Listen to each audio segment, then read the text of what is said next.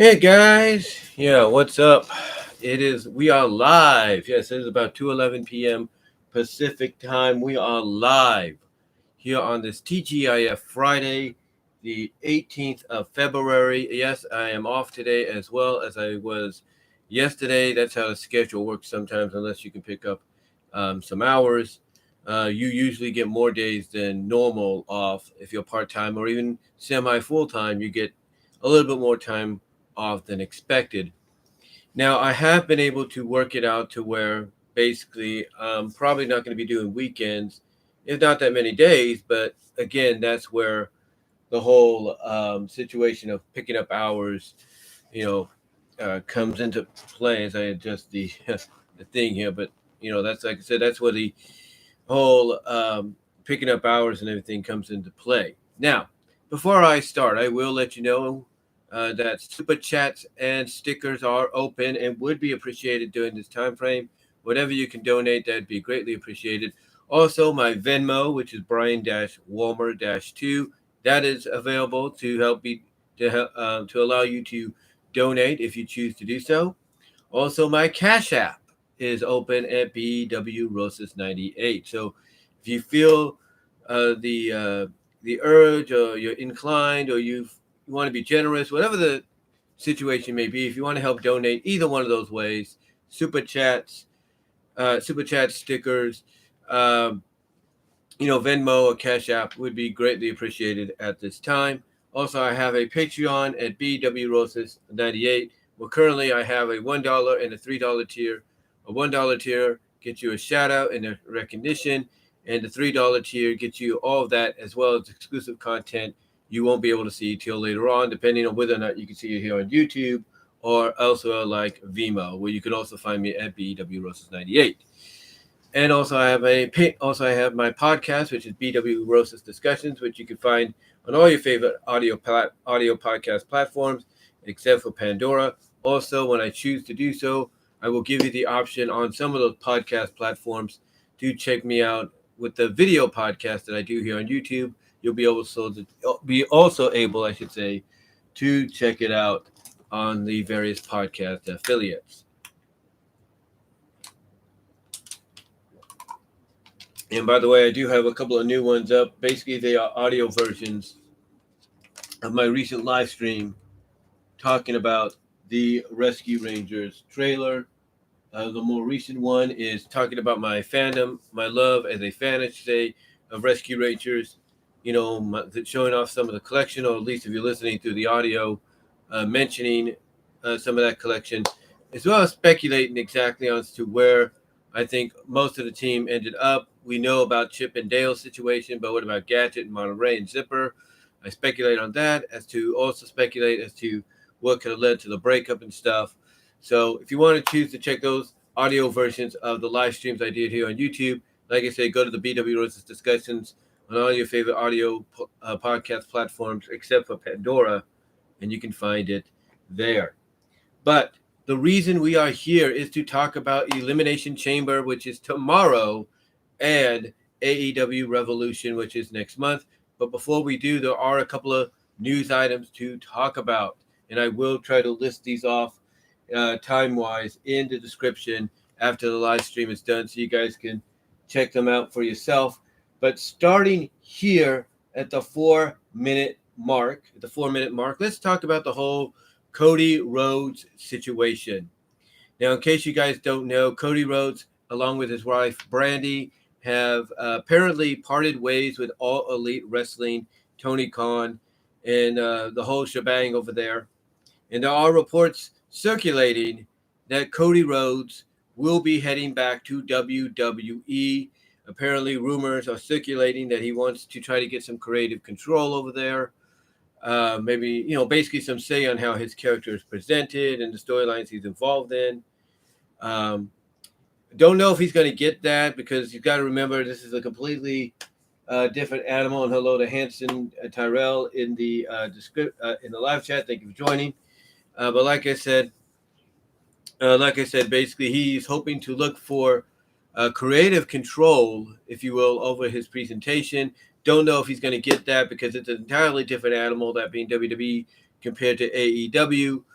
So I don't know if he's going to get that, or if they do give it to him, if there might be some caveats, like maybe some stipulations, some catches, if you will, as to him getting creative control. Like, what does he have to give to them to get what he wants? Kind of like I've got a feeling there's going to be some kind of bargaining deal going on between the two sides.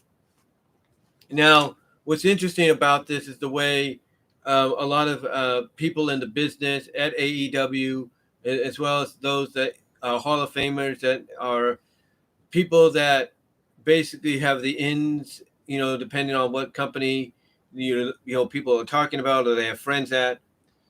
And apparently, Cody's departure was due to a lot of factors, especially when it comes to Tony Khan. I think when Tony Khan took away creative control, the booking and all that from Cody and the Bucks and Omega and all that, basically took the power for himself. That's probably when the falling out began between both sides. Cody tried to work with it, obviously, but couldn't.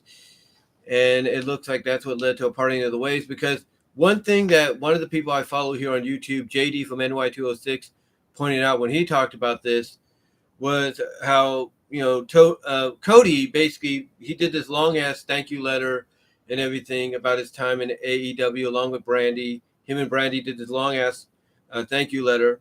You can find it online somewhere. I think it's on a social media page. Also, and what I'm trying to say is he did this long ass letter, thank you letter and everything, thanking the people and everything at AEW, Turner Sports and all that, Turner Network, everything.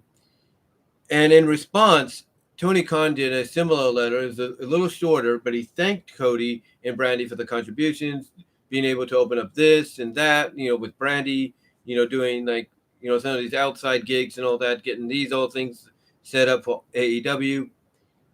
But then the way he ended it, he said he signed it Tony Khan, but then he put all these different titles that he now has besides, CEO, owner, or chairman, whatever. He put all these different titles, and some of them used to be titles I think Cody used to be connected to, but he put all these different titles underneath his name, and that kind of set JD off a little bit because, even though he didn't really get mad about it, it kind of upset him because he's like, how dare you, do that? He's like, where do you get off? Basically, doing this thank you letter to Cody and Brandy, and then you decide to be a jerk and sign it off the way you did. To JD, that was almost like Tony Khan shutting the door on Cody's ass, or not on Cody's ass, but basically shutting the door real hard behind him, hoping it would have hit Cody in the ass, but it didn't.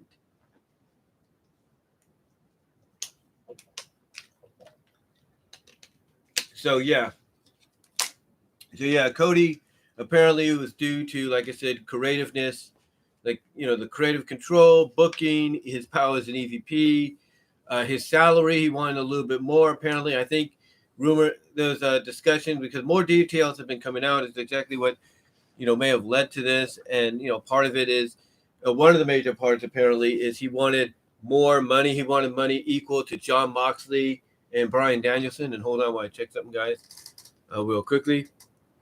But yeah, apparently he wanted more money, equal to that of Moxley and Danielson and Punk. Equal to that of Moxley. Yeah, just checking, make sure everything's working right. But yeah, he wanted money equal to Danielson, Moxley, and I think Punk, but Tony Khan wouldn't give it to him. So that was one of the other reasons reportedly that, caused him and Brandy to leave.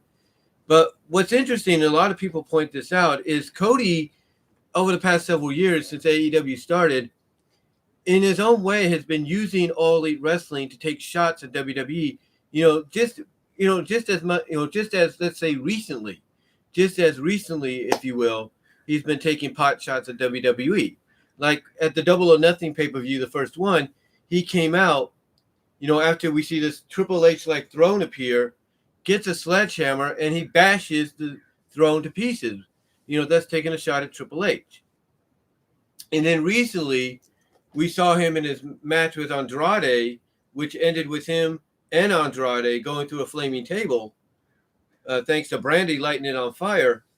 We see him pulling out all these different weapons to utilize, and we see a golden shovel, we see a sledgehammer, and everybody knew exactly what he was doing, exactly what message he was sending, and that was very recently. And everybody's wondering, well, why is he deciding to pull rank now? It's like, why is he deciding, to pull rank now and and leave the company? Why is he deciding to do that? Well, I check something again. Hold on. It's like, why is he deciding to do that?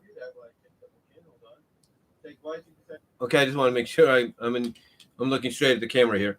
But it's like everybody's wondering, why does he want to do that? It's like, why is he giving, why is he, okay, what I'm trying to say is, why did he decide to do all that? Take those pot shots as of recently in his match with Andrade, have the great match he did, the latter one with Sammy Guevara, why did he go through all this, give himself a third reign, with the TNT title? Why is he giving that all up along with other things that he's, gotten through this, through his participation, I should say, with AEW? It's like, why is he giving up, the partnership he has with Turner Sports with the Go Big Show? Or why is he giving up, the position he has with his reality show, Rhodes to the Top? It's like, why is he doing all this? And a lot of people look at that and they feel that it just seems a little weird. Like something just doesn't seem to be, as I check something here. Okay, everything's straight. Just want to make sure. It's the design of the house. It kind of like leans a little bit. But again, everybody, wants to know, why would he give that up? Why is he giving all that up all of a sudden, walking away from it, wanting to basically go back to WWE to possibly have people tell him what to do, possibly put him back in that Stardust gimmick? Why does he want to do all that? Why does he want to go back to that? And this is where a lot of people debate with those that feel it's legit. You have people on the other hand that are saying that it's not. They feel it's all a major work. Just Alex Central, just Alex here on YouTube. He feels it's a work because, again, what he points out is, there's too many factors not connecting.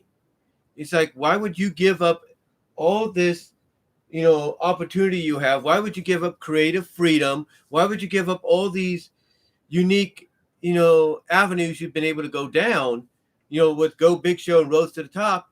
Why would you give all that up to go back to WWE? Why would you do that? And this is why people like Alex, to an extent, people like JD, Jason Solomon, some of them feel it's a work.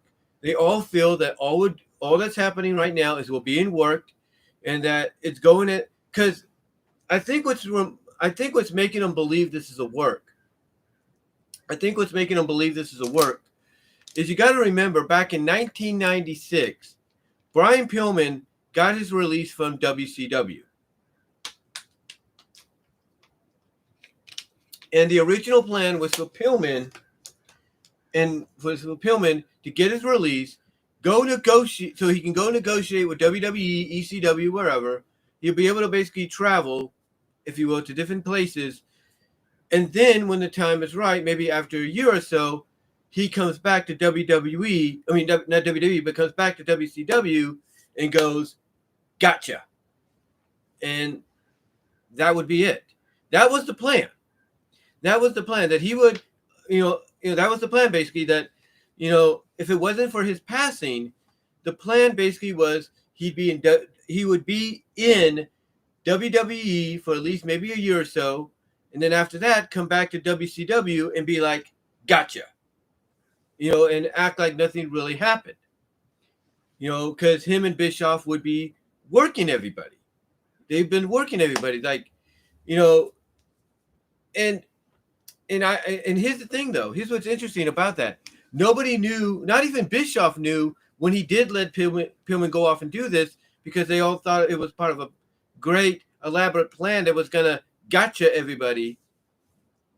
That, they didn't know whether, Eric Bischoff didn't even know whether or not that if Pillman was working him as well. That was the unique thing. That was the crazy thing, because, again, Bischoff and Pillman had come up with this idea to work everybody, to where he would legitimately get his release, go elsewhere, and then come back and basically reveal that they were working everybody. So now Pillman's back with them, and maybe he knows the ins and outs of the competition or something like that. I don't know. But the thing is, Bischoff doesn't even know if he was worked. He doesn't even know if Pillman worked him so that he could get out of his contract and go to WWE and not look back. He doesn't know. He doesn't know the work he was doing with Pillman, allowed Pillman to work him, if you catch my drift. And as convoluted as that sounded, a lot of people probably look back at that situation and they're probably speculating, yeah, this is sounding way too familiar to something like that. Like, this is what they feel. They feel that this seems too eerily similar to that situation, but this time around, they're actually going to, go as far as letting Cody out of his contract. But then when we least expect it, he's going to show up and reveal that, oh, by the way, I tricked you all and I'm back kind of deal. That's what they're speculating. A lot of people, heck, even I've gone on record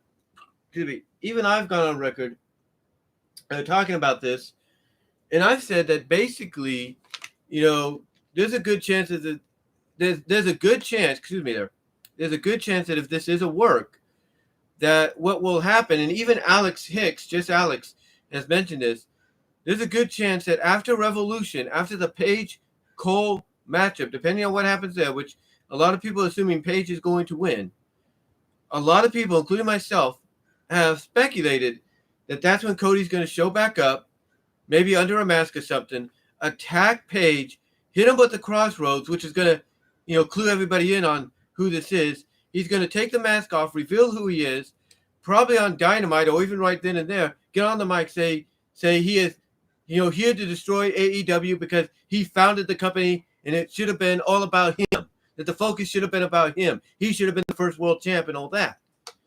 And, legitimately that could work.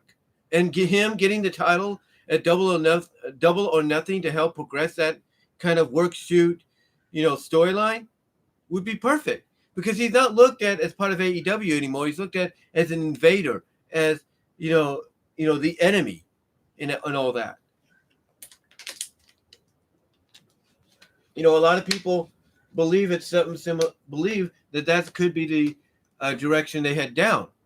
Because, like I said, they look at the fact that Cody has all this stuff in front of him, that's been given to him, all these opportunities outside of All Elite Wrestling, and now he suddenly wants to give it up, to go back to WWE, where they feel he's not going to get what he wants, and that he's just going to be back in the upper mid-card, maybe get a semi-main event push here and there, but he'll be back in the upper mid-card, and that's it.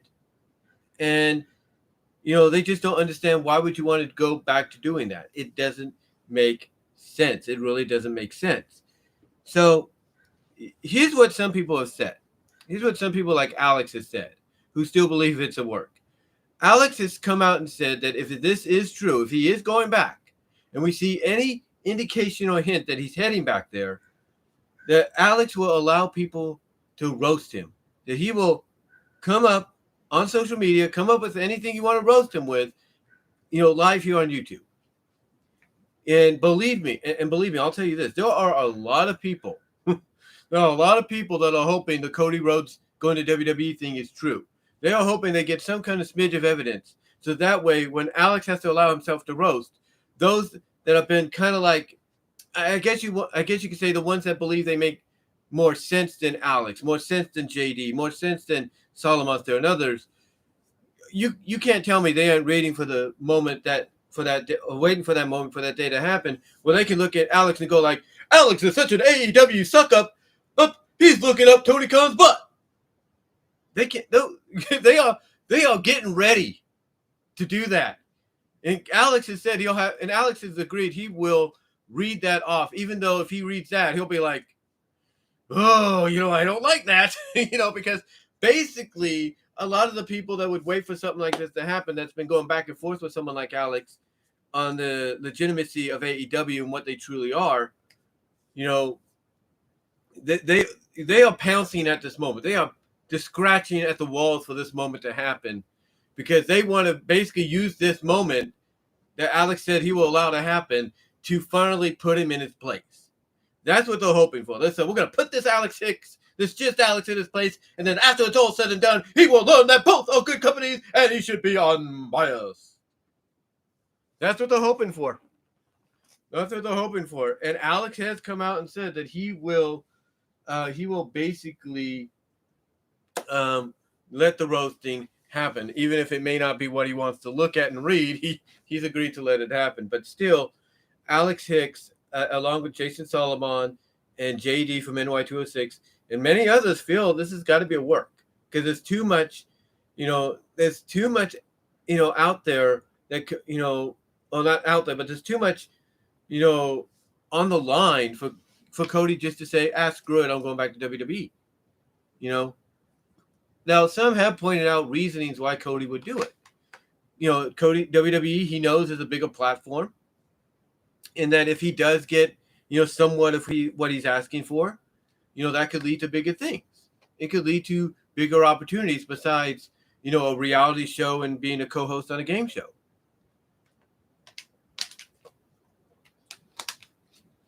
It could lead to bigger things. And, and that's what obviously he's hoping is going to happen. That's obviously what he's hoping is going to happen. But again, we'll have to see what occurs. Some people are saying that, hey, if he shows up at Elimination Chamber this Saturday, tomorrow, that is in Jeddah, Saudi Arabia, then that will shut people up. That will shut people up, if you will. So, and that would basically open the door for Alex having to reluctantly take the roast, if you know what I mean. But we'll see. A lot of people are speculating that. A lot of people are speculating maybe Monday, maybe Friday, whatever, that he could show up, but we don't know. Some are saying he might go to NXT 2.0. But that's something we'll have to see. Because again, some people feel it's just too out of nowhere for something like this to happen, for him to want to give up all this. And this is why some people feel, it's a work, it's a storyline. I can't wait for after the match between Cole and Paige when he attacks Cole, and then declares he's back and he's going to invade. And everybody's trying to come. Everybody that feels it's a work are trying to come up with reasonings. And look, I totally understand that, because even to me, it feels like it just came out of nowhere. It feels like it's something that, just, like something just doesn't feel right. Like you're trying to put a square peg in a round hole and it's not fitting. That's how it feels. It's like a square peg that's trying to fit itself in a round hole because, it's not going into the right slot. And that's what it feels like. It feels like, something's off. But we'll see. We'll see what happens. There are some people saying this is legit. Some that are saying it's a work. We'll have to see what side is right. And if the side that says it's a legit and he does end up going to WWE, there's going to be a lot of people, just Alex, JD, Solomon, they're going to look at that, whether they like Cody or they don't, and they're going to be like, oh, WWE did it again. That's what they're going to do. They're going to be like, oh, WWE did it again. Because to them, if WWE gets Cody, one of the founding fathers of All Elite Wrestling, one of the big-time EVPs, if you will, back under the roof, welcoming him back with open arms, under the roof, and maybe give him somewhat of what he wants. The reason a lot of people don't want to believe that's going to happen is because that would basically make those that have gone back and forth with them for the past couple of years, correct in saying that AEW, it might be an alternative, but it's not that different from WWE. It is just another major wrestling promotion on a major network, and that's it. It might have differences here and there. It might focus more on the wrestling, but it's still like WWE. And they don't want to hear that. They don't want to hear that because a lot of these people that support All Elite Wrestling, they still love WWE, but the reason they're supporting All Elite Wrestling more so than WWE is they, like I've said before, they are sending a message to WWE. They're saying, hey, you want our full support back? Then give us what we want. Give us hardcore wrestling. Give us dark color matches. Give us blood. Give us, TNA, if you know what I mean. That's what That's the message they're trying to send. And until WWE gives them that kind of stuff, they're not going to, truly, fully support them like they used to. And that's a fact. That is a fact. But yeah, we'll have to see what happens with this whole Cody Rhodes deal. Apparently, Brandy's not going to go with him, which is another thing that really tips people off that something's not right here. Because if Brandy's leaving with him, but she's not going with him to WWE, and she's going to be on the outside looking in, that doesn't make sense. Because since AEW started, and even before that, it's always been Cody and Brandy, Cody and Brandy, Cody and Brandy, Cody and Brandy, Cody and Brandy. And they're thinking, why is she giving up what she helped create, or she helped associate with the company, as well? Why didn't she just say, hey, Cody, I love you. You can do your own thing. That's fine. I'm going to stay with AEW. Again, to them, something just doesn't feel right. Something feels off. It's like, why would she want to give up, let's say her cooking channel here on YouTube? It's like, again, to them, something just doesn't feel right. It's like I mentioned earlier, it's like that metaphor of trying to put a square peg in a round hole. It's something's not fitting in correctly. Something's not, making sense when you get down to it. And that's what's throwing people off. And that's what's throwing people off, if you will, is that you're trying to put a square peg in a round hole and it's not fitting. So something's not fitting in right to this whole scenario.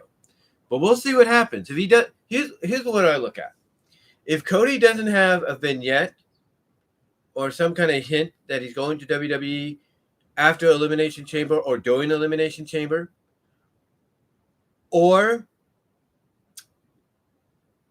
if we don't see, like, okay, let me correct that. Let me correct what I'm saying. Let me correct that. Let me rewind. Okay. What I'm trying to say is, I'll look at it this way, and I know everybody else is looking at it this way. That if Cody Rhodes, and hello to Andrew in the live chat, thank you for joining, and MWPC, thank you for joining. And again, guys, super chats, super stickers are open and would be appreciated. Whatever you could do would be greatly appreciated. Anyway, like I said, just like everybody else is looking at this, and I have to agree, this is the only way we're going to know yay or nay on the situation, is if Cody doesn't have I'll put it this way, between tonight and tomorrow, but mostly tomorrow, and the rest of next week, yeah. If Cody, excuse me, if Cody doesn't have some kind of hint, some kind of vignette indicating that he's arriving in WWE soon, either at Elimination Chamber tomorrow or at, let's say, Raw this Monday or SmackDown this Friday, if he doesn't have some kind of vignette or hint indicating he's arriving between tomorrow and next Friday, then maybe it is a work. I look at it this way as well. If we don't see anything like that next week or the following week, then again, it strongly does support that it is a work.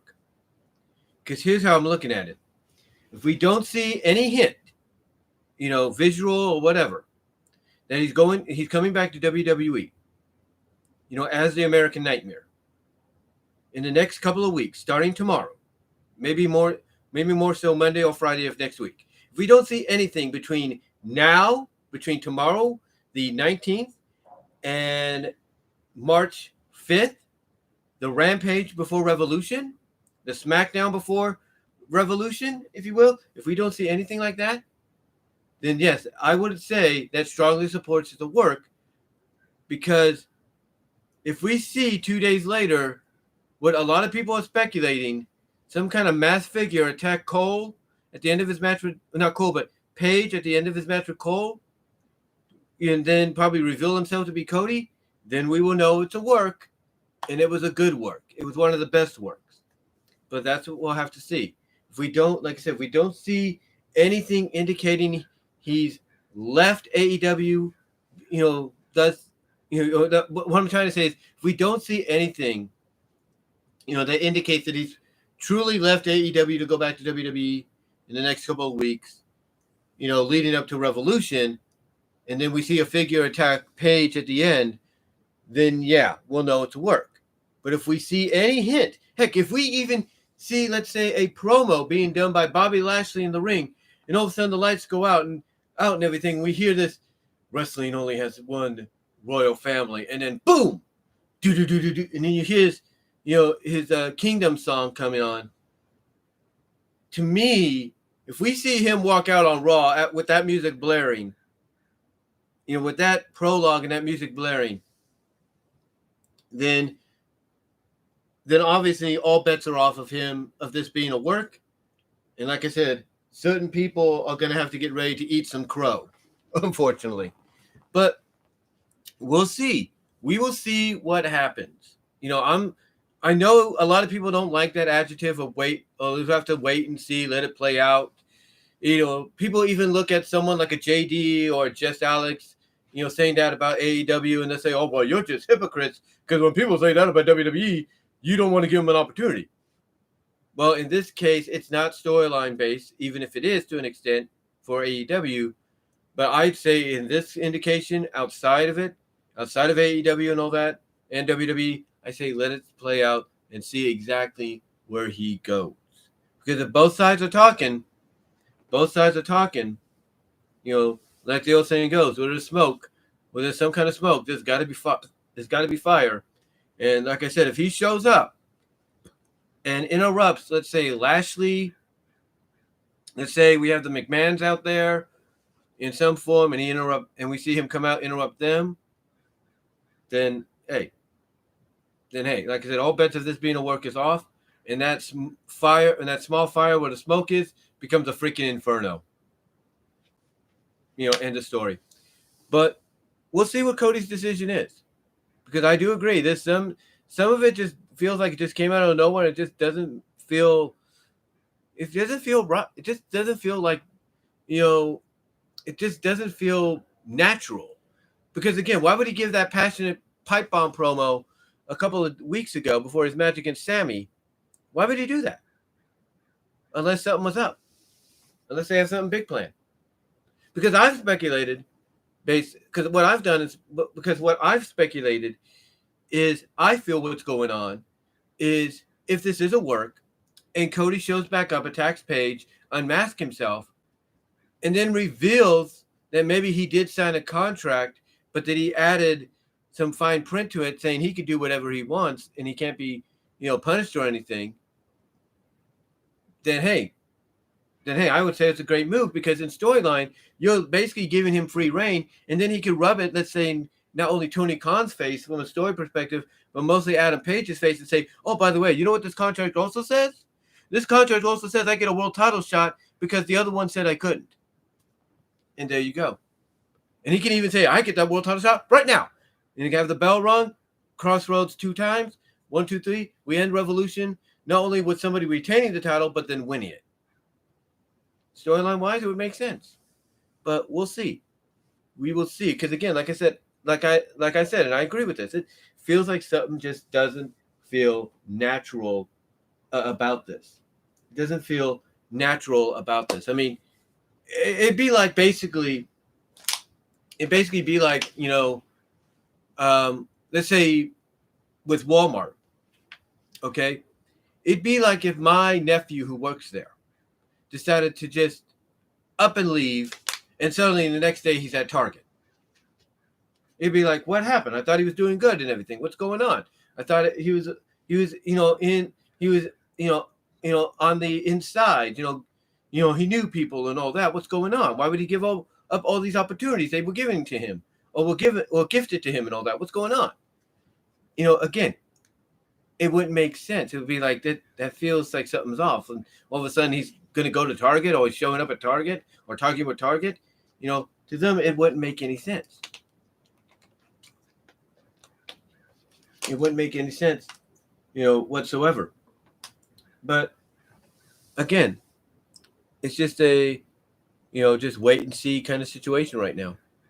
It's a wait and see kind of situation. But with that said, let's get on to the next item before I talk about the Elimination Chamber and AEW Revolution. Let's get on to the next item here at 35 minutes 15 seconds. Let's talk about the big breaking news that hit today. We've been waiting for it. We've been wondering when they would do it. We all speculated that they would probably do it this year, and they've done it. WWE announced today that The Undertaker, Mark Calloway, The Undertaker, the Phenom, the dead man, if you will be inducted into the 2022 Hall of Fame this year during WrestleMania week and weekend. And I'm going to tell you this right now, it is long overdue. Everybody has speculated when they would do it. People thought the last time they were in Houston, they would do it there. People thought they were going to do it last year. People thought they were going to do it the year before, and all that. They all thought it was going to happen. Some thought it was going to happen at WrestleMania 31 or 30. Never happened. But now it is WrestleMania 38. It is happening, and I can't think of a better, more appropriate place for it to take place in. I can't. I mean, this guy has been wrestling for a very long time. He wrestled under different personas before really getting some national exposure. He wore a freaking hockey mask at one point. He wore a regular mask, called himself Big Red, and stuff. And then he goes to WCW. He's known as Mark Callis. He's teamed up with Dan Spivey. He's challenging Lex Luger for the U.S. title. And then he goes to WWE. He's given this persona of The Undertaker, which is probably the best choice he's made because there were other options for him, if you believe any of the stories out there. But there were other options for him. And when they went with The Undertaker, boom, a star was born, a legend was born, and he's never looked back since. True, he's gone through some, gimmick changes with the character, persona changes with the character, but the end result remains the same. This guy is a national treasure in professional wrestling. Everybody talks about the fact that when Classy Freddy Blassie passed, when Fabulous Moolah passed, when Mae Young passed, everybody coined the phrase that it was the end of a bygone era, or it's the last of a vestige era, if you will, of a golden age that we'll never see again. Well, this guy here, The Undertaker, he's still here, and this guy is a reminder of every era, modern-wise, that we have seen come and gone. And he's been there for each and every one of them. From the golden age, from the latter years of the Federation years, to the New Generation era, to the Attitude Era, to Ruthless Aggression, to the Reality Era, the PG Era, you name it, he's been through it all. And he has been involved in some of the best feuds I can think of. He has been involved in matches with some of the biggest stars this sport has ever seen. I mean, undefeated. WWE didn't have to do this, but they did. Undefeated, he beats Hulk Hogan. I watched that live when it happened. I was shocked. He beat him. Yeah, storyline-wise, he had help from Ric Flair, but still, he beat him. They didn't have to do that, but they did. Made him the first undefeated, as far as I know, undefeated WWF champion ever. Now, we go on to have a couple of more reigns with the WWE title, as well as a couple of reigns with the world title, but they did not have to do that. They did not have to do it. And again, hello to everybody in the live chat. Thank you for joining me. Super chats, super stickers are open and would be appreciated, guys, whatever you can do. But like I said, they didn't have to do that, but they did. And like I said, he went on to have a couple more reigns with the WWE title, as well as several reigns with the world title. He's been tag champion multiple times. I'm surprised they never gave him the Intercontinental title, but I believe they feel he was above that, which is weird, but still. But again, the names of those he's been in the ring with: Hogan, Flair, Piper, Triple H, Shawn Michaels, I mean, the list goes on and on and on. Vince McMahon, Shane McMahon, Big Show, Paul White. I mean, again, the list goes on. Mark Henry. The list goes on. The guy that's going to be in a match, the second match ever for AEW Revolution, CM Punk. He's been in the ring with him. The point is, this guy has done it all. You ask him if he wants to be part of a certain match to cater to his character or his gimmick, he does it. Casket match against Kamala and Yokozuna. We've known about them beforehand, never seen them televised. He does it. Hell in a Cell, he does it. Last Ride match, he does it. Pajami Prison, he does it. He's done it all. And nobody is more deserving of a Hall of Fame induction that's been long overdue than this man. I mean, when JR was doing the commentary, the play-by-play for that WrestleMania 25 match between the two, as well as commentating Royal Rumble a little less than a year later, if you will. When they started the Rumble at 1 and 2 in Madison Square Garden. What was the adjective JR Jim Ross always, mentioned when he talked about them? Future Hall of Famers. Future Hall of Famers. Couldn't be more truer. One has already done it twice. This guy just needs to do it once, and he will be the centerpiece of the Hall of Fame. They ever start creating a physical Hall of Fame, which I think is going to be part of this new headquarters they're developing in Stamford. They ever do that physical Hall of Fame, and I guarantee you, ladies and gentlemen, he will be at the center point. He will have his own freaking wing.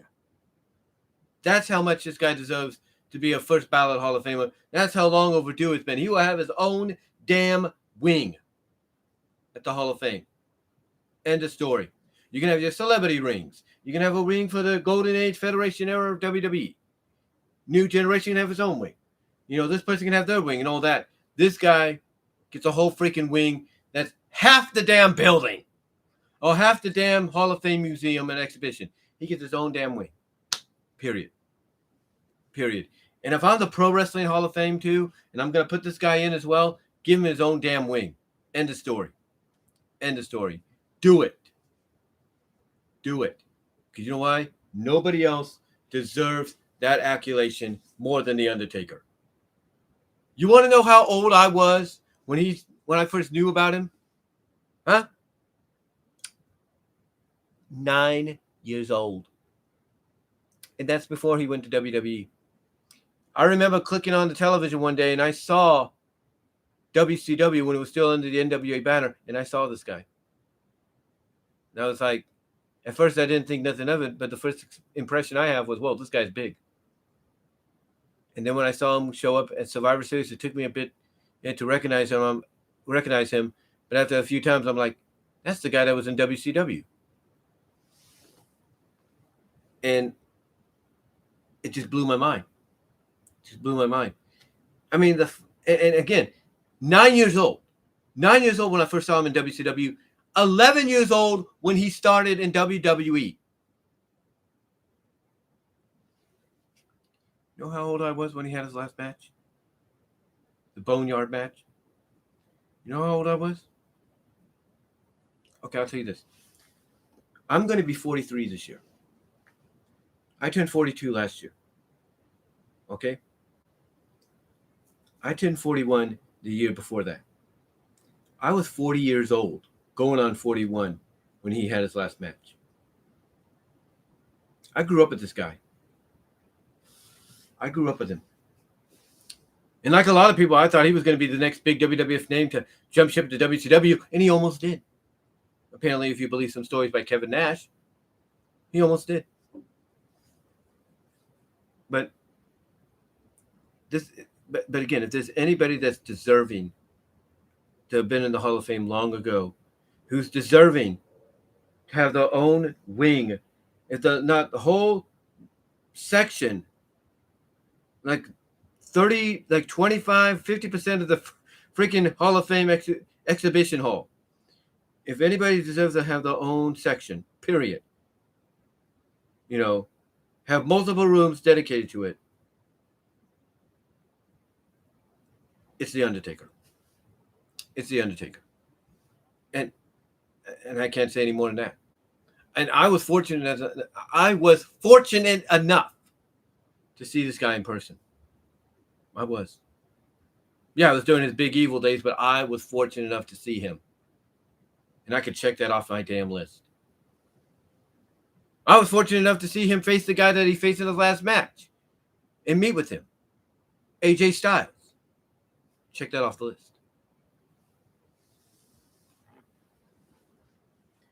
The point is, if there's anybody that's more deserving of a Hall of Fame induction, a solo Hall of Fame induction, forget about anybody else. You could do a whole freaking Hall of Fame program on this guy and nobody would complain. It's The Undertaker. And I'm not lying about that. I am not lying about that whatsoever. Period. But yeah, if anybody deserves to be in the Hall of Fame, even if the Hall of Fame's just about them, it's The Undertaker. It really is. But with that said, though, guys, congratulations to him. And I know others will be talking about it and doing the same thing as well. But with that said, guys, at 46 minutes and 45 seconds, let's now turn our attention to WWE Elimination Chamber and AEW Revolution. And just like a lot of people have been doing, I'm going to give you my thoughts and previews on Elimination Chamber, as well as give you my thoughts on what the rest of the card for AEW Revolution on March 6th is going to turn out to be. So with that said, let's take a look at Elimination Chamber, shall we? Let's take a look at the Elimination Chamber. And the matches we have listed are the Elimination Chamber match for the WWE Championship. We have the Raw Women's title. We have the SmackDown Tag titles. We have the Universal title. We have the Falls Count Anywhere match. We have the Elimination Chamber for a shot at the Raw Women's title at WrestleMania. We have a tag match, grudge match, and we have a singles match. So let's take a look at what I believe is going to open the show. And you got to remember, this is in Jeddah, Saudi Arabia, at the newly christened Jeddah Superdome. Yeah, they have their own dome facility now, which holds about a little over 35 capacity, probably more so for this event. But yeah, let's talk about the matches here. Let's start off with the one I think is going to kick everything off, and that's going to be the Women's Elimination Chamber match, where the winner will get a shot at the WWE Raw Women's title at WrestleMania. The participants in that match are the returning Alexa Bliss, Bianca Belair, Doudrop, Liv Morgan, Nikki ASH, and Rhea Ripley. Now, there have been reports going around that WWE is possibly thinking about doing some twists and turns that nobody would see coming. And obviously, reports on some of these twists and turns could be something that, well, fans are not truly, hyped about or, thrilled about if they do it. And if this is the first match to kick off Elimination Chamber tomorrow morning, because yes, it will be tomorrow morning. In fact, it's going to be at 9 a.m. my time Pacific, which will be 10 Mountain, 11 Central, 12 Eastern. And then if you look at the Hawaiian time, about 8 a.m. Hawaiian time and 7 a.m. Alaskan time. But let's find out what time it would be out there. Because if it starts at 9 a.m. here, Pacific, let's see what time it is in Jeddah right now. Alexa, what time is it in Jeddah, Saudi Arabia? In Jeddah, it's 2 a.m. There you go. So basically, it's 11 hours ahead. So what we can assume is if it's 11 hours ahead, it's 3 p.m. right now. So that means it's about 2 a.m. there. What we can assume is 9, 10, 11, 12, 1, 2, 3, 4, 5, 6, 7. We are looking at a 7 p.m. start time in Jeddah, Saudi Arabia. 7 p.m. start time, guys. And this match here, the Women's Elimination Chamber match for the shot at the Raw Women's title is going to be the one that starts it out. But again, like I was saying, and hello again to everybody in the Super Chat, live chat, and the not Super Chat, but hello to everybody in the live chat. Super Chats and Super Stickers are indeed open, if you guys can do that. But like I said, let's take a look at this matchup here. Because again, like I said, reports are going around that WWE apparently is considering doing some twists and turns, surprises that nobody would see coming. And some of them that they are, thinking about doing some twists and turns. Although some people, in WWE sides wouldn't see it coming. Some pretty much feel that they know what they could be and they're not looking forward to it. And this match, like I said, could be one of those matches that sets the tone of whether or not we're going to get some twists and turns in, Jeddah, Saudi Arabia. Because right now, the most money you would think would be on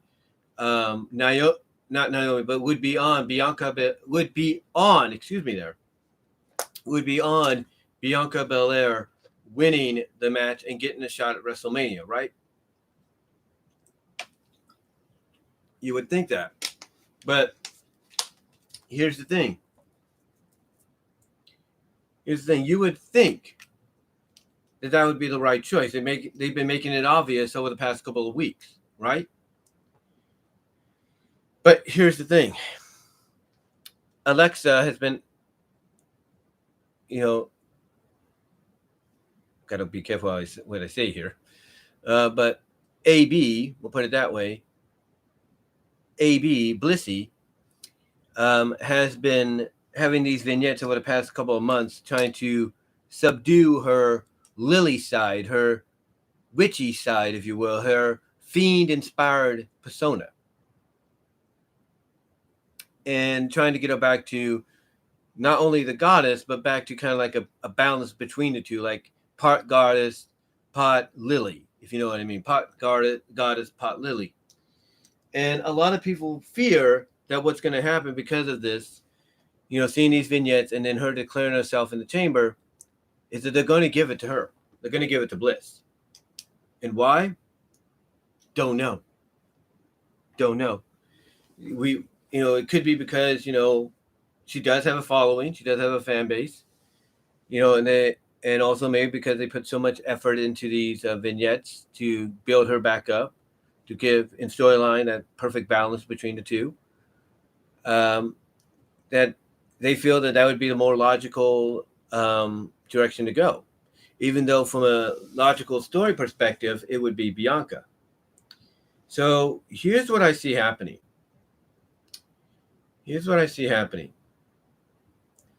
I see Bliss, Bianca, and Rhea being the last three. And what I see happening is, I know it's crazy for this to happen because it's the Elimination Chamber.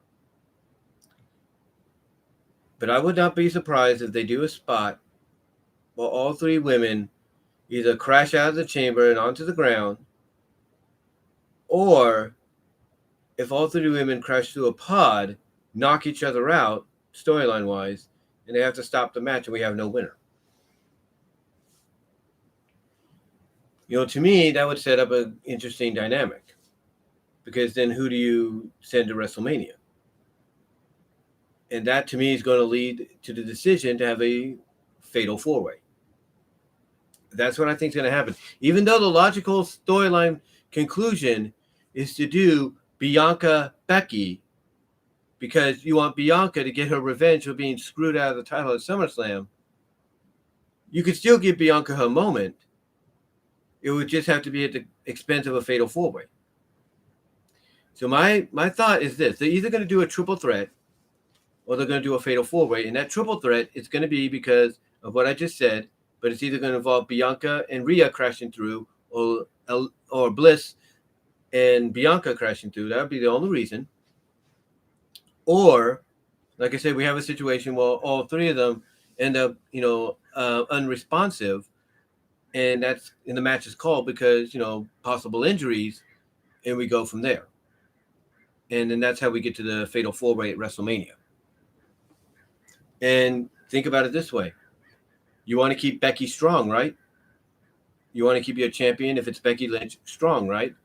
So why not have Becky Lynch not get pinned at WrestleMania? Have her basically, if you will, kind of be like Ronda. I mean, some people say Ronda did get pinned, but Ronda could argue she never did. And everybody would say that too. But you can have a situation where Becky's ego gets hurt because, wait a minute, I lost my title, but I wasn't pinned. And there you go. You can have her challenge whoever wins the title at Mania to a match to prove you never beat me.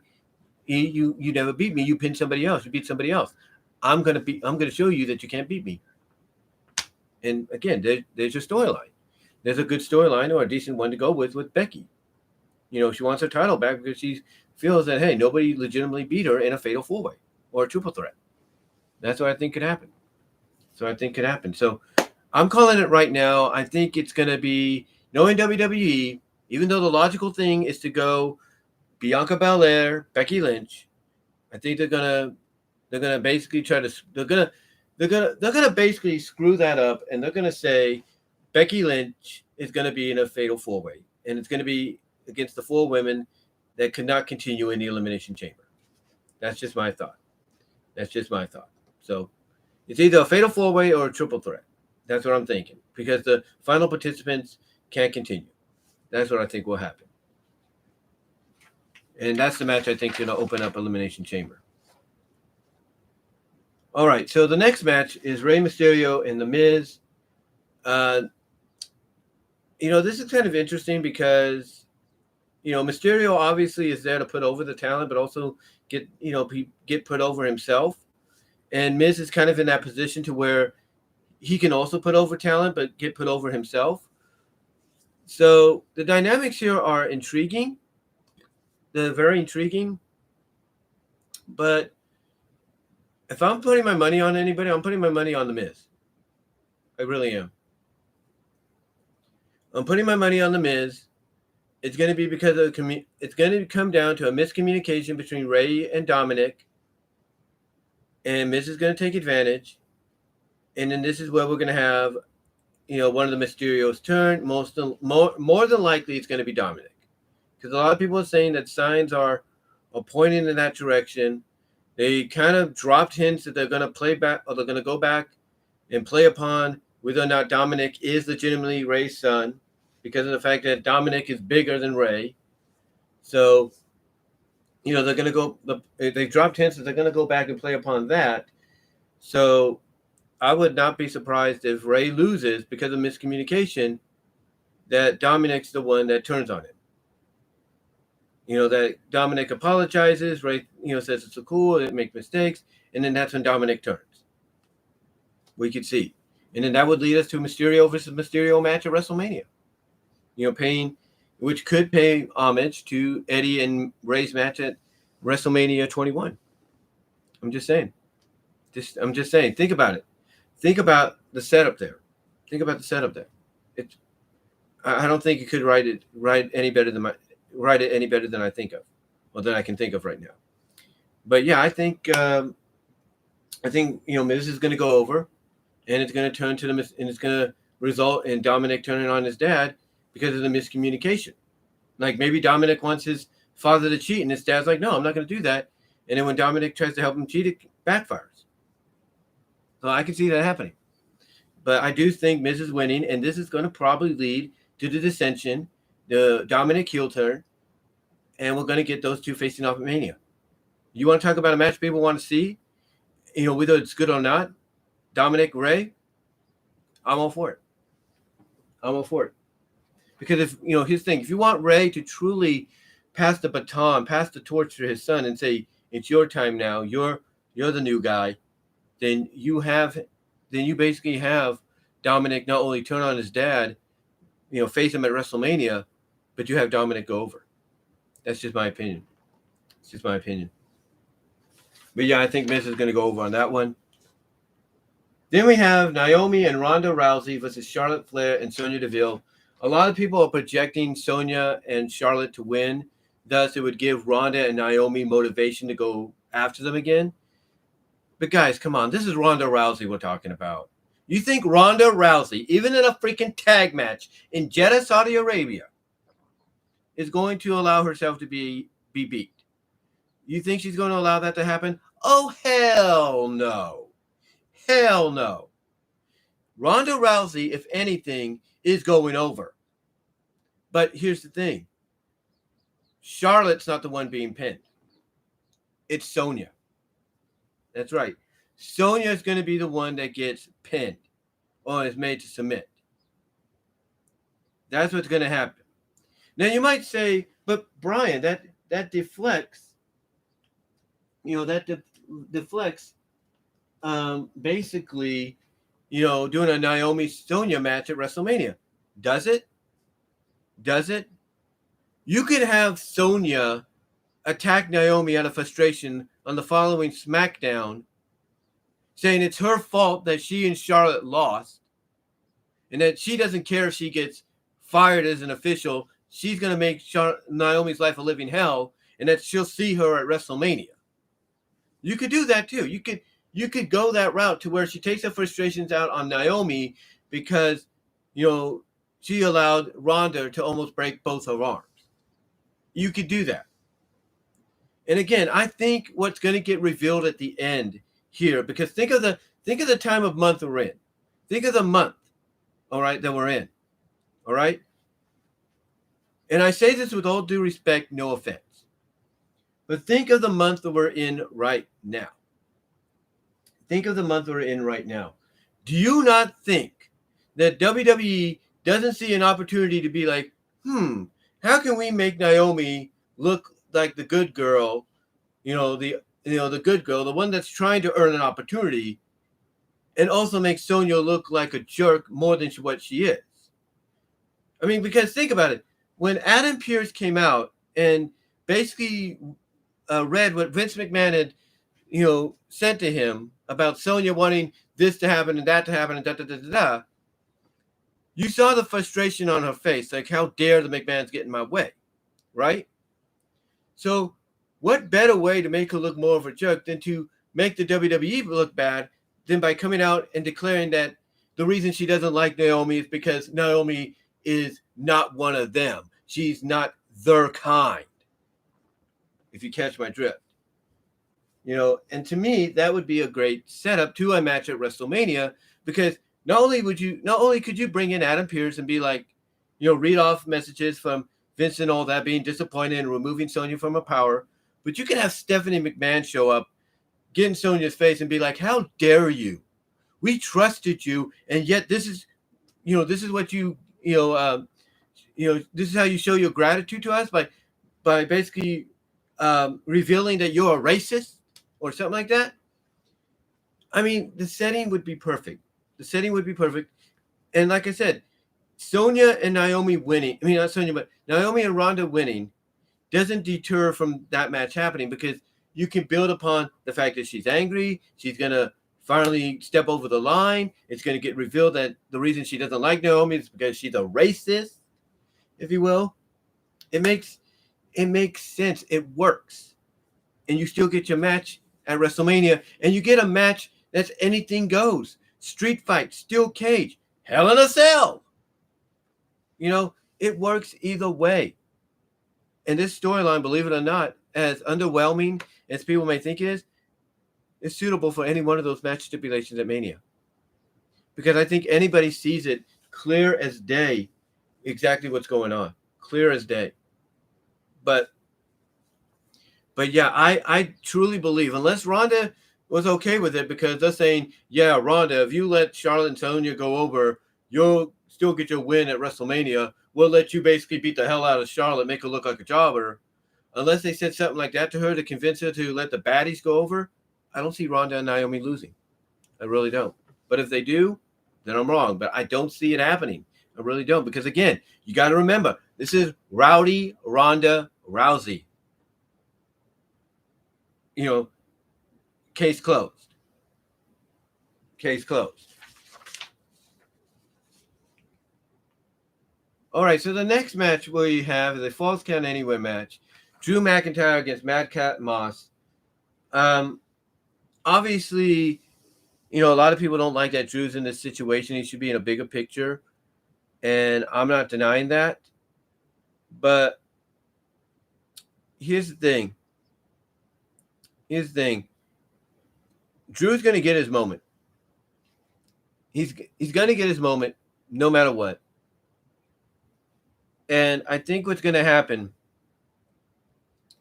is he's going to basically invoke some kind of rematch clause. I don't know what it is, but he's going to do something. He's going to invoke some kind of match or some kind of clause that allows him into the match, or he's going to challenge. He's going to challenge Roman to a non-title match, saying, hey, if I beat you, I get added to the match. I can see that. But as far as this match with Madcap Moss here, that right there, to me, is going to be the deciding factor of exactly what direction they go with Drew at WrestleMania. Because here's what I think is going to happen. If it's Falls Count Anywhere and Madcap Moss beats Drew, thanks to Happy Corbin, then I think we're going to get McIntyre Corbin at WrestleMania. I know a lot of people feel like that's a downgrade for Drew after last year somewhat. But you know what? I think Drew's at the position now where he knows he's going to get another shot at the top. He knows he's going to be champion again. But right now, he just needs something to kind of, build him back up. Build him back to that position. And I think this storyline not crazy, but as stupid as it is to a lot of people, this storyline with Madcap and Happy Corbin, I think is probably the best solution for him right now. So this is what I think is going to happen. I think Drew is going to beat Madcap. And this is what I think is going to happen. If Drew beats Madcap Moss tomorrow at Elimination Chamber, then I could see Drew showing up on SmackDown, getting in Brock and Roman's face and saying, I want in. And that I challenge Roman, not Brock, but Roman, to a match to where if I win, I'm added into the match. And there you go. I could see them doing that. Because, one, you have Brock Lesnar, who's a part-time guy, who in storyline would probably be cool with it, if you will. He'd probably be cool with it. But then on the other hand, from a story perspective, you have Roman, who basically looks at someone like Brock and looks at Drew and looks at the two guys in storyline and realizes these are the two that could legitimately take away my title, and I don't want that. So, storyline-wise, you could play it up that he'll try to avoid a match with Drew to give Drew an opportunity to be included. But eventually Drew gets his match. He gets included. Whether he wins by DQ or countout, he gets in. Now, the question is, what if they have him lose to Madcap? What happens then? Well, like I said, it's going to lead us to a Drew McIntyre Happy Corbin match at WrestleMania. But again, we do not have to worry about whether or not it's going to hurt it. We don't have to worry about that because I think he's going to get his win back at WrestleMania. He's going to get his win, I should say, over Corbin at WrestleMania. And then he's going to move on and challenge, the winner of the Universal title match. That's what I think is going to happen. He's going to challenge the winner of that match for both belts. Or at least one of them anyway. So I think that's what's going to happen. I think, again, here's what I think happens. Drew wins. He shows up on SmackDown the following Friday. Says he wants into the match. Gets an opportunity to get himself inserted. We have a triple threat just like we did at last year's WrestleMania. But if he doesn't win, then I see his match at Mania being with Corbin. End of story. But I'm going to go with him winning because, again, I just don't think he should be in a match with Corbin at Mania. But if that's what we're getting, Okay, you got to make it quick. I look at it this way: he loses to Madcap Moss, he gets the match with Corbin. You have Corbin get squashed. End of story. And then we can go back to broken Corbin, if you know what I mean. Basically, bum Corbin, and that's it.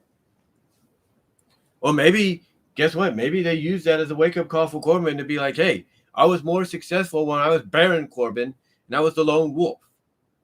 Maybe we build back up to that with, with this squash match that would happen. Like I said, you have Corbin face McIntyre at Mania. If Corbin costs McIntyre the match tomorrow, McIntyre squashes him. That wakes Corbin up that he was more successful as a lone wolf. To me, it works. It's a good kind of like come full circle storyline. To me, it's the perfect. What's the word I'm looking for? It's it's the perfect directive for his character. It really is. But I'm going to go with Drew going over Madcap, and I think that's going to result in him hopefully stepping up to the plate on Friday and saying, I want into the match at Mania. So I'm going with Drew McIntyre over Madcap Moss. Next match is the Usos versus the Viking Raiders for the SmackDown Tag Team titles. This is going to be a good match. I know some people might not like the Viking Raiders and all that, but there's no doubt that when it comes to showtime, if you will, both the Usos and the Viking Raiders can deliver. We know that. I think this will be a good tag match. These guys are going to really, go out there, try to steal the show. But in the end, I'm going to go with the Usos. I'm going to go with them using some underhanded tactics to get the win. And that's going to lead us to a rematch, possibly at WrestleMania. And we add in maybe a few more teams. Like if Drew goes over Madcap Moss, I can see, Madcap Moss, basically I can see Madcap Moss and Happy Corbin. If Drew wins tomorrow and then inserts himself into the match at the main event, if you will, the main event championship match, I can see Corbin and Moss inserting themselves into the tag situation as well. I can see that. But again, I think the Usos are going to win through underhanded means. Sets up a rematch with them. The Viking Raiders, I think. What's that tag? The Lovers, which is comprised of Angel Gaza and Humberto Carrillo. They'll be inserted. And I think there's another team on SmackDown. Oh, yeah, Shinsuke Nakamura and Boogs. If you will, Shinsuke Nakamura and Boogs, I think are also going to get inserted as well. So that's going to be your tag match at WrestleMania for the SmackDown tag titles. You're going to have the Usos versus the Viking Raiders versus the Lovers versus Nakamura and Boogs. Just saying. Now, next up, Becky Lynch versus Lita for the Raw Women's title. This is a match apparently a lot of fans have been waiting for. I think it's intriguing. You got Lita wanting to get one more run with the title. You got Becky Lynch, who is big time Bex, who storyline wise, like a lot of us, looked up to Lita and loved Lita as a fan, and now she's got to destroy her idol. I think it's going to be a good match. I think these two ladies are going to go out, and along with that tag match for the SmackDown titles, I think they're going to steal the show. And you know what? I'm going to put it. And you know what? They talk about twists and turns. I would say this is going to be a twist I won't mind. I would say this is a twist I will not mind if they do it. I'm going to go with Lita. Yeah. I am going to go with Lita upsetting Becky Lynch. Because here's what I see happening. I see a scenario where Becky gets too confident, and just when it looks like she's going to go on for the kill, Lita counters her, either hits a twist of fate, she counters her, hits her with a twist of fate, goes up, hits the moonsault, 1, 2, 3, and it'll be all due to Becky Lynch getting overconfident. And from a storyline perspective, that's a lesson learned for Becky, because then she realizes she's becoming something that she swore she'd never be. And that's a diva. She's letting her ego get the best of her and not being, the man. She's going from being the man to this big time Bex who thinks nothing can harm her, and it comes back to bite her tomorrow. Lita gets the title, and you know what? I wouldn't be against Lita holding the title for at least a month. I wouldn't. Have Lita hold it for about a month, and then I wouldn't say a month, but have her hold it for at least a couple of weeks. I would say have her hold it to the first Raw of March, which would be March 7th. I think March 7th, I believe. Have her hold it till then, and then have her drop it in the main event to Becky Lynch. That's right. Have her lose it in the main event, the closing match of Raw, to Becky Lynch. Give Lita her moment, but then when you do the rematch, you have Becky Lynch win it back because she's learned her lesson that, she's learned her lesson that, hey, when Lita beat me, she faced big time Bex. Now that I beat her, Lita ended up facing the man. Makes sense to me. So I'm going to go with Lita to get the upset, win the title due to Becky's overconfidence. It's a lesson learned for Becky. Becky goes back to being the man. She gets her belt back on the first Raw of March, of March basically on the 7th. And then you build to her and whoever, she faces because of as a result of the Elimination Chamber at WrestleMania. Makes sense to me. Makes sense to me. You cool with it? I'm cool with it. I think it's a win-win.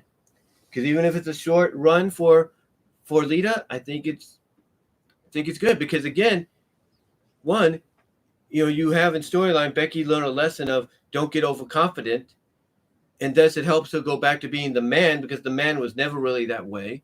She just came out and did what she had to do. Then on top of that, you put them in the main event in the rematch on Monday Night Raw, very similar to when they did Lita and Trish in the main event on Raw. And you have them, just like they'll probably hopefully do in Saudi Arabia tomorrow, help try to steal the show. You have them steal the show in the closing match of Monday Night Raw 2 weeks later, where Becky gets her belt back. We cool? We cool with that? I'm cool with that. But we'll see. But I think it's the best solution to go with because you can still have Becky walk into WrestleMania with the title. You just have a little bit of a hiccup in the middle for her where it's a hiccup where she learns her lesson of don't be overconfident, be the man, be what brought you to the dance. So, I think I'm going to go with Lita here. I really am. I'm going to go with Lita. And then finally, we have the Roman Reigns Goldberg match. That's another match that's been speculated having some twists and turns. I don't think so. I think it's going to be Roman Reigns going over. Roman basically said he's going to Goldberg. I don't believe that's going to happen. I think what's going to happen is Goldberg's going to spear him a couple of times and then hit him with not one, not two, but maybe 3 jackhammers. But each time Roman kicks out. Roman kicks out of each one. And then when he tries to go for a 4th spear, Roman catches it. Roman gets up, hits him with a Superman punch. But then, I guess to send a message to Brock Lesnar, tries to lift him up for an F5. Or what he does is he hits him with a Superman punch, and then he locks in the guillotine. Goldberg passes out. Short 5-minute, 6-minute match. There you go. Because in the process, you show that Goldberg could still be dominant over Roman Reigns, and it tells a story for Roman of there are certain people like a Goldberg and a Brock Lesnar that can dominate me. They can destroy me, if you will. So you have Roman basically, get taught a lesson in storyline that he can't underestimate these kind of guys anymore, and that he's got to be prepared, and that basically, in the end, like I said, you have Goldberg go for another spear. Roman hits him with a Superman punch, and then quickly, Goldberg staggered. He locks in the guillotine, his submission. Goldberg passes out. Goldberg still looks strong in defeat, but Roman retains. So I'm going to go with Roman Reigns, but in the process, you still make Goldberg look strong, at least for 3 spears and 3 jackhammers. End of story. Because, look, I know a lot of people are worried they might go the other route because this has been a month historically that's been good to Goldberg. but I just don't see it happening here. I don't. So I'm going to go Roman Reigns. And then, last but not least, we have the WWE Championship Elimination Chamber match for the WWE title. We have champion Bobby Lashley. We have AJ Styles, who, as I mentioned earlier when I talked about The Undertaker, was The Undertaker's last opponent at WrestleMania, and I met AJ at a Central State Wrestling event. But we have Bobby Lashley, AJ Styles, Austin Theory, Brock Lesnar, Matt Riddle, and Seth Rollins. And to me, everybody's saying that this is going to be the best chamber match of the night out of the two. I'm not disagreeing that, with the people involved. But the question is, who do they go with? Well, obviously, all signs are pointing towards Brock Lesnar. But again, this is another match that's been put under that radar or under that microscope of, could we twist and turn it? Like, can we do things in here nobody would expect? And they could. They could. I'm not saying they wouldn't. But the question is, if you go one way instead of what people are expecting, then how do you compensate by going that way? You know what I'm getting at? So to me, I'm going to go with the safe bet, and I'm going to say Brock. But I'm going to let you know right now, AJ Styles is going to have a good match. AJ Styles, you could put him in. He's been in that match before. I've seen him in person. AJ can go. Even at his age, he can still go. And he's as old as me. Almost as old as me. I think he's a little younger, but he's just as old as I am. But he can still go. He can still go. So to me, AJ's going to have a great match. Seth Rollins, I don't think we can say any more. You put him in an environment like that, that guy can do things we wouldn't expect. All right? Same with Matt Riddle. But the one I want to keep an eye on, guys, the one I want people to keep an eye on, okay, is Austin Theory. Because let's not hide it, all right? Let's not hide it whatsoever. Austin Theory is going to have championship gold before this year's out. And I'm going to go on record and say that before we enter 2023, Austin Theory is either going to be the Universal or WWE champion. End of story. You see it happening. I see it happening. Period. But the guy has shown that he can be very talented, very charismatic. I mean, when he was the Evolve champion, I saw that guy. I saw him when he was, there, as their champion. And I was like, that's a future star in the making. That's a future champion in the making. And I'm not wrong about it. And obviously WWE sees it the same way. They see it the same way. But yeah, Austin Theory, I'm going to tell you right now, AJ, Riddle, and Rollins, they're going to steal the show in that match. Austin Theory, put him in that same category because he might even slightly outshine all of them. Because this guy can go. He can go. And I'm not going to put it past Austin Theory to do some things in that cage we've not seen done in quite some time, if ever. But I'm going to say, keep an eye on Austin Theory. Keep an eye on him. Now, I know some people might look at Theory and agree with everything I just said, but I know some of them might be worried, be like, they wouldn't put the title on him, would they? I'm not saying that they won't, because that could be one of the twists and turns they consider. But I'm going to go, like I said, I'm going to go with the safe bet, and I'm going to go with Brock Lesnar. Because I think what's going to happen is it's going to come down to Lesnar, it's going to come down to Lashley, and it's going to come down to one of the three guys I just mentioned. And I can tell you this, honestly, whether you're in Jeddah, Saudi Arabia, or you're watching at home, the moment Lesnar and Riddle stand across from each other, that Superdome is going to explode. That Superdome is going to explode. The people at home are going to get on their feet because that's a match we've been wanting to see. And we're going to get a little bit of a tussle there.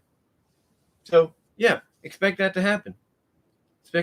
But again, I'm going to go with the safe bet and say Brock's winning. But if I say it comes down to anybody, it's going to come down to Brock, Lashley, and one of the three guys I just mentioned. And I think I'm gonna say my safe bet is going to come down to Austin Theory. It's going to be Theory, Lesnar, and Lashley. Theory gets eliminated, or basically Theory does something that causes Lashley to get eliminated. Theory tries to take advantage, but Lesnar just picks him up and destroys him. End of story. End of story. So to me, I'm going to go with Lesnar, and the last three in that match are going to be Lesnar, Lashley, and Theory. And by putting Theory in that category along with those two, you're basically saying, this is our future. This is the guy we've been looking for. We're going to go, and he's the one we're going to go with. And like I said, mark my words, he will have WWE or Universal Championship gold before this year's out. But I'm going with Brock Lesnar. I'm going with Brock Lesnar to win, and we set up title versus title for WrestleMania. But that's not the only thing we're going to talk about, because now at a minute and 26 seconds and a minute 26. Let me correct myself. Now at a minute, not in a minute, but let me correct myself again, guys. Now at a hour and 26 minutes and 20 seconds, let's talk about AEW Revolution. Yes. Now, apparently, there is a lot going on with Revolution. We know of 3 matches that are pretty much already officially confirmed for Revolution. We know that it will be Jungle Boy and Luchasaurus, the Jurassic Express, defending the tag titles in a 3-way tag team dance against 2 other opponents. But who could it be? Some would say that based on what's been going on Rampage and Dynamite, it's going to be the Gun Club. Probably. Some are speculating it's going to be the Young Bucks. Probably. Some are speculating it's going to be Red Dragon, Kyle O'Reilly, and Bobby Fish. Could be. But we'll have to see. But if I'm going to be a betting man, You want to continue that dissension between Red Dragon and the Bucks? Then I'm going to say that the Bucks get in, or not the Bucks, but Red Dragon gets in, but the Bucks don't. The Bucks lose to, I would say, the Gun Club, and we get the Gun Club, Red Dragon, and Jurassic Express at AEW Revolution. I know that's not the match people want to see. Hold on for a second.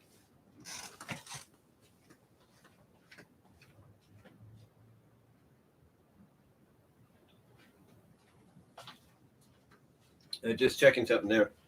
Like I said, I know that's not the 3-way tag team match that people want to see. But guess what? I think it's the best choice right now. Now, you could go with inserting the Lucha Bros in there, which would be good too, because it's something nobody would expect. But I think if you want to freshen it up a little bit, my betting odds are on Jurassic Express, Red Dragon, and the Gun Club. That's my opinion. So that's going to be a 3-way right there. The Jurassic Express defending against the Gun Club and Red Dragon. Because storyline wise, the Red Dragon do not want the Bucks involved in that match because of the fact that they know the Bucks could win, and they don't want to have to deal with the Bucks being tag champs over them. So I can see Red Dragon costing the Bucks storyline wise inadvertently a shot at being in the match. So I can see that happening. So I'm going to go with like I say, Jurassic Express defending against the Gun Club and Red Dragon. The other match is the Face the Revolution ladder match. So far, the participants are Keith Lee. Yes, Keith Lee is in AEW now. Waldrow. And as a result, a little bit of spoilers, as a result tonight, Powerhouse Will Hobbs. That's right, Powerhouse Hobbs is in the match. Little spoiler there. He is in the match. And they got 2, I think it was 2 or 3 more slots to fill. Yeah, they got 3 more slots to fill. Who they will be, we don't know. But that should be a great match. You got 3, big men in there right now. And the question is, who do they go with? Obviously, a lot of people would say go with Keith Lee. Let him get that shot. Let him shine. I'm not saying he shouldn't get the shot. I think he should. But I just do not think Keith Lee's winning. I don't. You want to know who I think's winning? Waldo. That's who I think's winning. He's going to win. And that right there, from a storyline perspective, is the key, the final piece of the puzzle you need if you're going to go the direction everybody's hoping you've been building towards for a long time. So I'm saying Waldo's winning. I'm not predicting it right now, but when I do my predictions in a couple of weeks, if I do them, Waldo's going over. End of discussion. But the other match they also have signed is a dog collar match between CM Punk and MJF. This is going to be a violent, bloody match, guys. We saw it with Cody Rhodes and Mr. Brody Lee, God rest his soul, a couple years ago, and on one of the final Dynamites of the year. It was bloody. So I expect this one to be just as bloody, if not more so, because they're on pay-per-view. So, yeah, it's going to be – so we got a dog collar match there between the two. Who they decide to go over, I don't know yet. But, yeah, that's going to be a violent match. No doubt about it. Very violent match when it proceeds at Revolution. But then now the question is, what else do we have? What other matches are on the horizon? Well, obviously, based on what's been going on, we're finally going to get Britt Baker and Thunder Rosa for the AEW Women's title. You would think that's the match they would go with, but based on what we saw on Wednesday, look, Tony Khan, he knows the fans want to see Rosa and Baker, right? They know they want. He knows they want that. He knows they want that. And it would be a crime to deny them that. But here's the thing. When did Britt Baker win the women's title? She won it at Double or Nothing, right? So what better place for Britt Baker to lose the title than Double or Nothing? Think about it. You give her a year-long reign with the title. Then you have Thunder Rosa win at Double or Nothing. It makes sense. Makes sense. Even though people would say Revolution should be the spot that happens because it's a year after the Lights Out match. That is true. But I don't think they're going to do it. I think based off what we saw this past Wednesday, I think what's going to happen, win-loss records be damned. I think what's going to happen is Tony Khan is going to book a three-way dance. And it's going to be Britt Baker versus defending against Thunder Rosa and Mercedes Martinez. That's what I think is going to happen. Britt Baker versus Thunder Rosa versus Mercedes Martinez for the AEW Women's title. That's your match at Revolution. And Mercedes Martinez is going to steal the win. Something's going to happen where she's going to sneak in, steal the win, either by pinfall, I should say, or locking in the lockjaw on Mercedes or an unconscious Mercedes or whatever, and she's going to win. She's going to steal the win. Mostly likely by pinfall, but she's going to steal the win. And then that's when you set up a match between her and Thunder at Double or Nothing. 1 year after she won the belt at Double or Nothing, she loses it. End of story. I know a lot of people want Thunder Rosa and Britt at Revolution, and I agree. It makes sense. But now that you're adding Mercedes Martinez into the equation, hello, what more sense do you need to make than that? I'm just saying.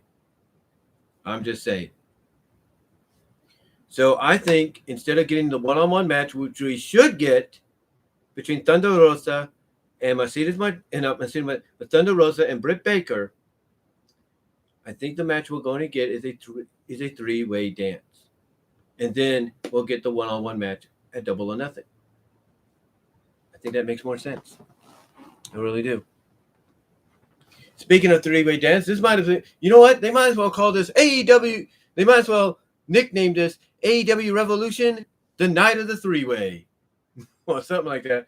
because we will have another three-way dance, and it will be Darby Allin, Sammy Guevara,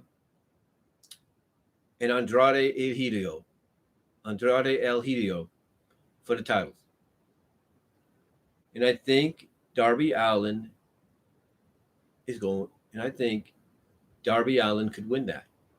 If they decide to do it, I think Darby Allin will win. Because here's why. I think we're going to get a miscommunication between Matt and Andrade. That's going to lead to dissension. Andrade is going to have the family office turn on Matt, beat him down. Even that includes Private Party. And then we see, following on Dynamite, we started hearing this piano music.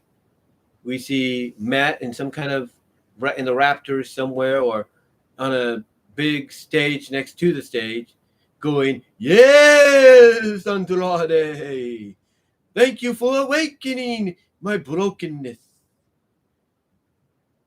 And then he reveals that, "I know the 7 deities have told me that I cannot fight this battle alone. So I have not come alone. For I have brought my real, yes, family." And then all of a sudden the lights go out and you see the lights come on, and in the ring you see Jeff Hardy. And he turns Andrade around, hits him with the twist of fate, and leaves. And then there you go. But it's not Jeff Hardy.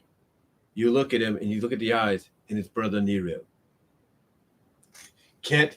Telling you guys, cannot write it any better than that. Cannot write it any better than that. So yeah, I think we're going to get a three-way dance, and something's going to happen in it what causes dissension with Andrade and Matt. Matt gets beat down. Dynamite shows up. We see broken Matt. Thanks him for awakening the brokenness. Says he's not alone. He's got his real family. Lights go out. There's Brother Nero. Lights come back on. There's Brother Nero. So I'm going to go with that. I'm going to go with the agreement that we're going to get another three-way, at Revolution. Again, I think they should just nickname this AEW Revolution, the night of the three-way. Just saying. Then you think to yourself, okay, what else is there? How about a TBS title match? Yeah. Jade. Beautiful, powerful Jade. Can't leave her off the card, guys. No. You can't. Can't leave her off. But who does she face? Who does Jade face? That is interesting. Who does Jade face? Who are they building up now with a triangle hold? Oh, I know. Julia Hart. Now you say she faced Julia. She beat him. She beat her, right? Yeah, she did.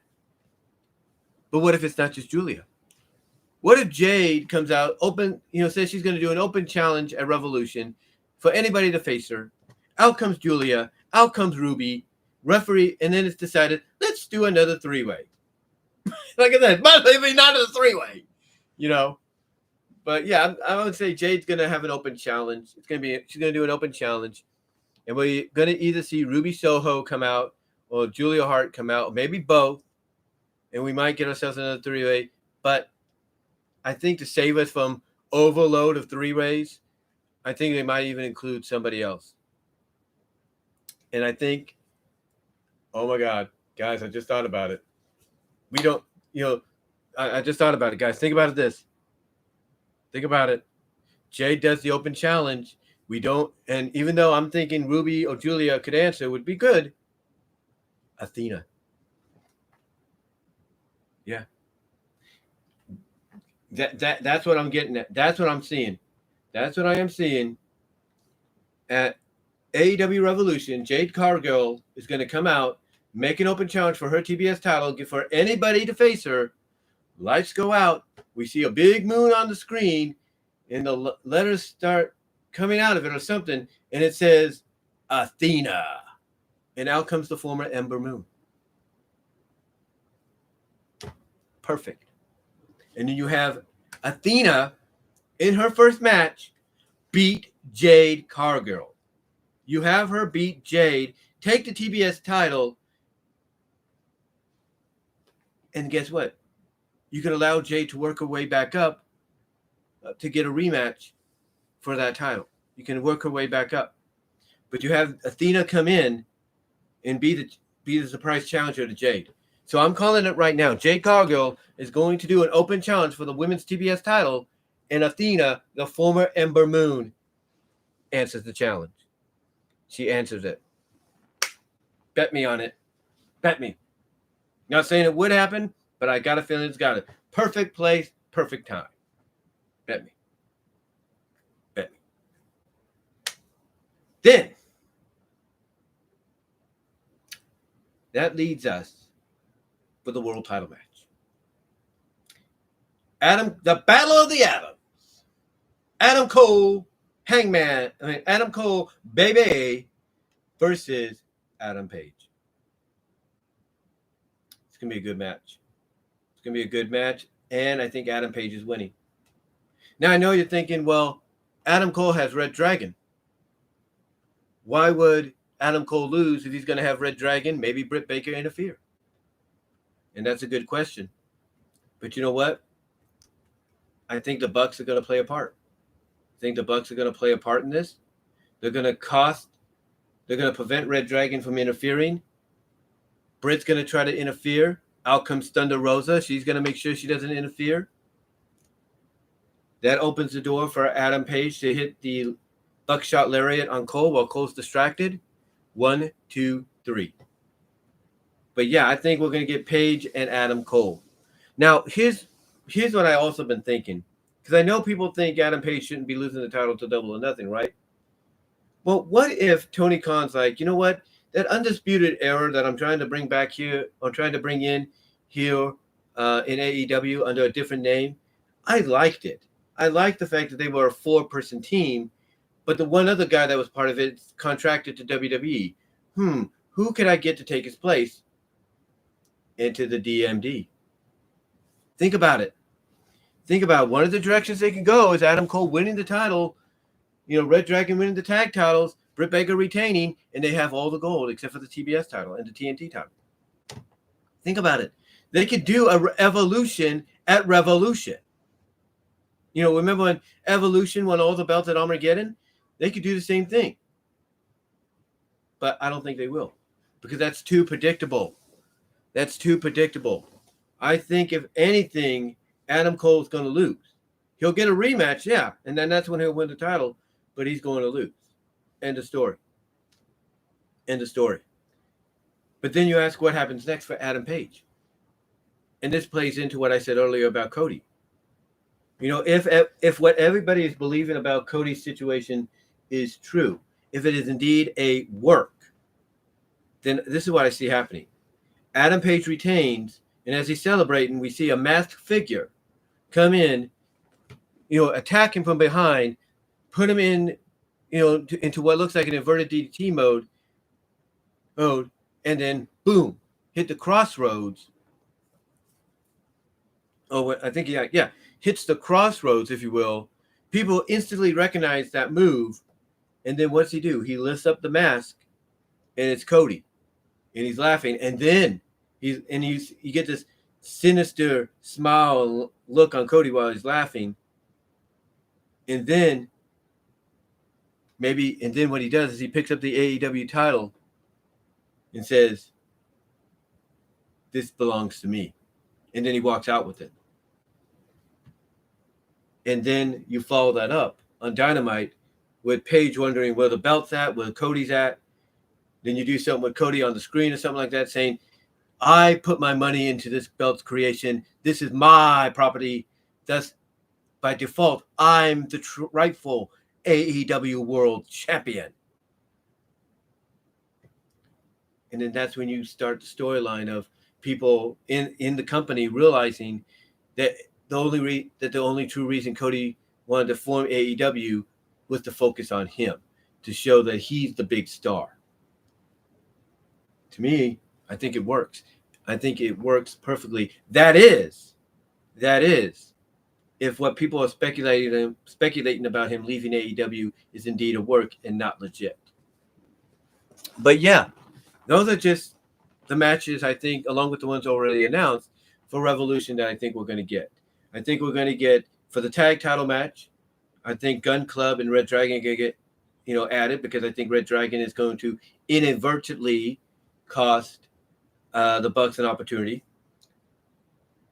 I think we're going to get that three-way match between Andrade, Darby, and Sammy for the TNT title, which will lead to the family office turning on Matt, and thus bringing the broken Matt back, and Brother Nero debuts as a result.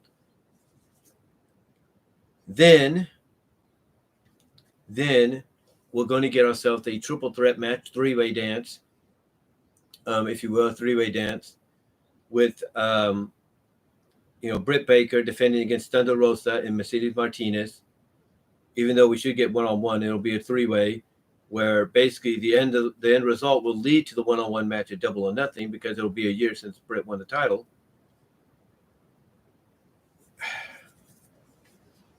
Then I think we're going to get a TBS Open Challenge. We're going to get a TBS Open Challenge with Jay challenging anybody, and that's when we see the debut of the former Ember Moon, challenging her. And then I see us definitely getting Adam Page, Adam Cole, with Page winning. And then if what people are speculating to be true, is indeed true, with this being a work with Cody, I expect Cody to attack Page from behind while he's wearing a mask, pull the mask off, reveal it's him, and then basically up and steal the title, take it with him, and declare that this is his property because he put the money into it. I could see that. I can see that being something that happens, but we'll see. We'll see what they do. Anyway, though, guys, what are your thoughts? What are your thoughts on my predictions for Elimination Chamber? What are your thoughts on, the other matches I see being added to AEW Revolution? Do you think I'm on the money with some of them? Do you think I might be wrong? Let me know in the comments below. What are your thoughts on Cody Rhodes potentially being gone from AEW? What are your thoughts on my thoughts on him? And what are your thoughts about The Undertaker being inducted into the Hall of Fame finally, this year in Dallas, Texas? Let me know down below in the comments. Thank you to those that joined me in the live chat during the premiere, or during this live stream, I should say. Basically, guys, you can help support me financially at Venmo at Brian-Warmer-2, and at Cash App at BW Rosas, and at Patreon.com, where you can support me with a $1 or $3 tier.